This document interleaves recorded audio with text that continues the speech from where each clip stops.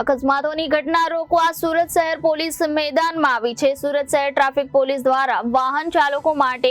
આઈ checkup camp યોજવામાં આવ્યો હતો। મહેરબાન પોલીસ કમિશનર શ્રી અનુપમસિંહ ગેહલોત સાહેબ શ્રીના માર્ગદર્શન અને સૂચના મુજબ મહેરબાન શ્રી જોઈન્ટ પોલીસ કમિશનર સાહેબ ટ્રાફિક, મહેરબાન શ્રી નાયબ પોલીસ કમિશનર સાહેબ ટ્રાફિકનાઓની તથા ટ્રાફિક મદદનીશ પોલીસ કમિશનર શ્રીઓ તથા સંગીતા રાઠોડ ચેરપર્સન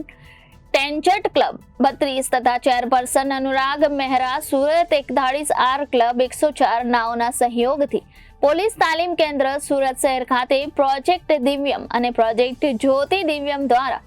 સુરતના આશરે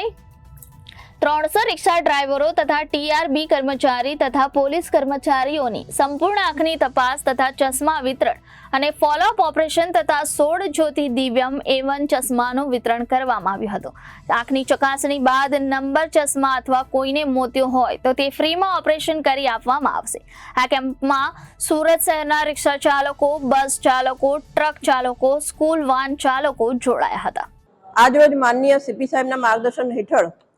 સુરત શહેર ટ્રાફિક શાખા દ્વારા તમામ ડ્રાઈવરો એટલે કે બસોના, હેવી વ્હીકલના, રિક્ષાના અને કેબના જે ડ્રાઈવરો હોય છે એમની જે વિઝનમાં ઇમ્પેરમેન્ટને લીધે જેટલા પણ એક્સિડન્ટ્સ થતા હોય છે એક્સિડન્ટ્સમાં ઘટાડો લાવવા માટેનો આજે પ્રયાસ હાથ ધરવામાં આવેલો છે। લગભગ 58% જેટલા એક્સિડન્ટ છે ક્યાંક ને ક્યાંક ડ્રાઈવરની આંખમાં ચશ્મા હોવાના કારણે અથવા તો મોતિયો હોવાના કારણે અથવા દૂરના નંબર હોવાના કારણે